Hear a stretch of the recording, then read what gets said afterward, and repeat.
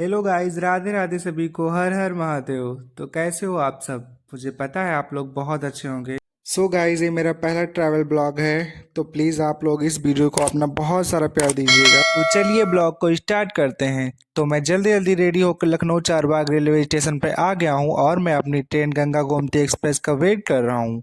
और फिर काफी लंबे इंतजार के बाद हमारी ट्रेन आती है और हम 6 घंटे ट्रेवल करने के बाद प्रयागराज रेलवे स्टेशन पर पहुंच जाते हैं। रास्ते में हमें बहुत ज्यादा भीड़ मिलती है और 8 किलोमीटर पैदल चलने के बाद फाइनली हमें महाकुंभ का सुंदर नज़ारा देखने को मिलता है।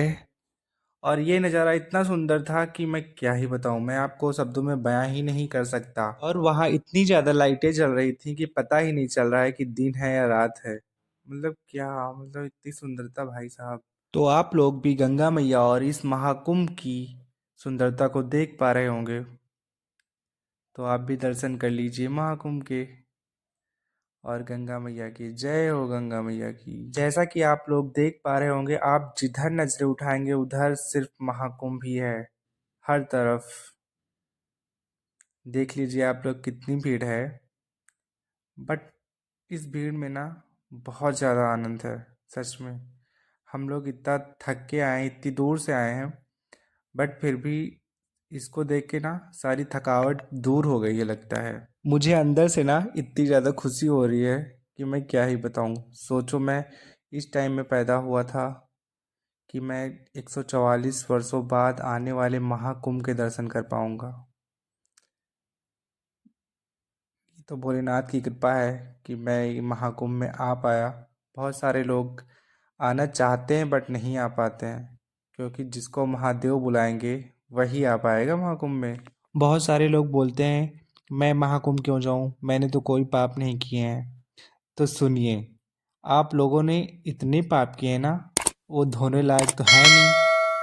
तो इसलिए आप महाकुंभ नहीं जा पाते हैं, क्योंकि महादेव आपको बुलाना ही नहीं चाहते हैं। तो आप लोग देख रहे होंगे यहाँ पे काफ़ी ज़्यादा भीड़ है, क्योंकि सब लोग संगम की ओर जा रहे हैं। रास्ते में एक पुल था, वहाँ से हम लोग जा रहे हैं। मैं ब्लॉग शूट कर रहा था, लोग मुझे ऐसे देख रहे थे जैसे कि मैंने कोई हथियार निकाल दिया और मैं उनको मार दूंगा। सोचो, पुल काफ़ी लंबा था और हम लोग चलते जा रहे थे, चलते जा रहे थे, चलते जा रहे थे, और अपने चारों तरफ महाकुंभ और गंगा माता का सुंदर नज़ारा देखते जा रहे थे। नज़ारा बहुत ज़्यादा सुंदर था, बहुत ही ज़्यादा। तो हमें भीड़ में जो कठिनाई हो रही थी उसका पता ही नहीं चल रहा था। हम बस फ्लो के साथ चलते जा रहे थे, चलते जा रहे थे। मैं सोच रहा था कब मैं संगम पहुंचूंगा और कब मैं स्नान करूंगा। और फिर रास्ते में मैंने रुक के पुल से बहुत सारी फ़ोटोज़ खिंचवाई और फिर मैं अपना ब्लॉग शूट करने लगा। एक अंकल पीछे से बोल रहे थे चलते रहो बेटा, वीडियो नहीं बनाओ। तो मैंने बोला अंकल वीडियो भी बनेगा और आप और हम चलते भी रहेंगे। फिर हमें चलते चलते बहुत दूर गंगा मैया का एक बहुत सुंदर घाट दिखाई दिया। गंगा मैया का घाट बहुत ज़्यादा बड़ा और लंबा था, जहाँ पे बहुत सारे हजारों लोग पूजा अर्चना आरती कर रहे थे, जहाँ से बहुत ज़्यादा सुंदर और बहुत ज़्यादा अच्छी खुशबू आ रही थी। तो चलिए आपको यहाँ जो लोग आरती पूजा अर्चना और मंत्रोच्चारण कर रहे हैं तो उससे उत्पन्न होने वाले स्वर को सुनाते हैं, जिससे पूरा वातावरण आनंदमय और भक्तमय हो रहा था। आप भी इस वातावरण का आनंद लें और भक्तमय हो जाएं। और फिर हम चलते चलते फाइनली घाट पर पहुंच गए। सुबह के 4 बज गए थे और मैं स्नान करने के लिए तैयार था। फिर मैंने अपने कपड़े निकाले और गंगा माता को प्रणाम किया और उनसे आज्ञा मांगी, और सर पर जल की कुछ बूंदें डालकर मैं स्नान करने के लिए पानी के अंदर चला गया। और फिर मैंने इंस्टा रील्स के लिए कुछ वीडियोस बनवाई, क्योंकि मुझे उनको बाद में पोस्ट करना था इंस्टा पे। और फिर मैं उसके बाद स्नान करने लगा और करीब मैंने आधा घंटे तक स्नान किया है। पहले मैंने 4 डुबकी सभी के नाम की लगाई, और फिर एक साथ में एक भाई नहा रहे थे, उन्होंने बोला मैंने 101 डुबकी लगाई हैं। तो मैंने बोला ऐसा भी होता है क्या? तो मैंने सोचा मैं भी क्यों ना लगाऊं, मैं क्यों पीछे रहूं। फिर मैंने 101 डुबकी लगाई है माघ पूर्णिमा के दिन शाही स्नान में। और फिर मज़े में मैं फिर से गंगा मैया में डुबकी लगाने लगा। फिर मुझे एक दादी दिखाई दी, वो दादी मुझसे पूछ रही थी, बेटा इधर देख लो पानी कम है या ज़्यादा है। तो मैंने पानी चेक किया और दादी को गंगा मैया के अंदर लेके आया। काफ़ी देर स्नान करने के बाद और बहुत सारे फ़ोटोज़ और वीडियोज़ बनवाने के बाद मैं फाइनली गंगा मैया से बाहर निकला। मेरा मन तो नहीं था बट निकलना तो था क्योंकि दूसरे लोगों को भी नहाना था। मेरे निकलने के बाद मेरे दोस्तों ने भी काफ़ी देर तक स्नान किया।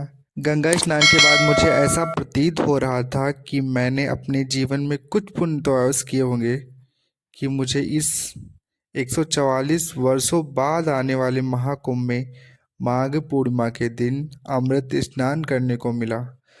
सो मैं गंगा माता को बहुत बहुत धन्यवाद देना चाहता हूँ। हर हर गंगे। फिर मैंने गंगा माता की पूजा अर्चना की और दूध अर्पण किया। फिर उधर से एक भैया अपने हाथ में सिंदूर और चंदन की थाली लिए हुए आ रहे थे और सभी को तिलक लगा रहे थे। तो उन्होंने मुझसे पूछा, भैया तिलक लगा दें? मैंने बोला हाँ क्यों नहीं, लगा दीजिए। फिर उन्होंने मेरे तिलक लगाया जो कि बहुत ज़्यादा सुंदर लग रहा था। और फिर मैं वीडियो शूट करने के लिए पूरे घाट पे घूम रहा था इधर उधर, जो कि काफ़ी सुंदर लग रहा था। यहाँ पर हज़ारों की संख्या में बहुत सारी लाइटें लगी हुई थीं जिससे कि फ़ोटोज़ और वीडियोज़ बहुत ज़्यादा अच्छे आ रहे थे।